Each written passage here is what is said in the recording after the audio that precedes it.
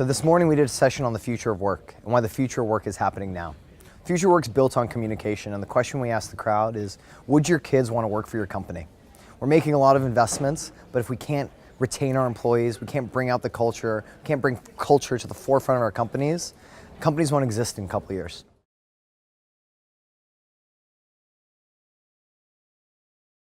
The three challenges that we hear a lot are: one, mobile first. We need to engage people on a completely different platform that's vertical, that's small. So how do we get engaging content on our mobile phones? Second is consumerization. We have great tools in our personal lives. How can we bring those fantastic tools that have great feature sets and are really easy to use? How can we bring them into the workplace in the right way? And lastly, our demographics are changing. This goes back to the big question of how do we bring culture to the forefront of our businesses? How do we engage a workforce that may have never even used a traditional computer and it's going to be mobile first going forward? How do we change how we think as a company to engage the entirety of our workforce?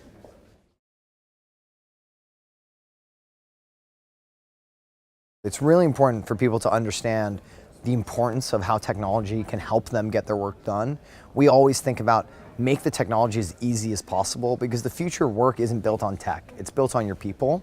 So things like, what's the least amount of training I need to do to make sure that things actually get out there? What's the most intuitive way that I can start building new processes and I can be thinking about what I need to do, not thinking about how to use technology?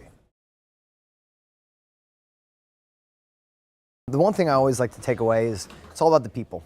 The people have the content, the people are the carriers of our culture, people are our ambassadors, the people are your next CEO.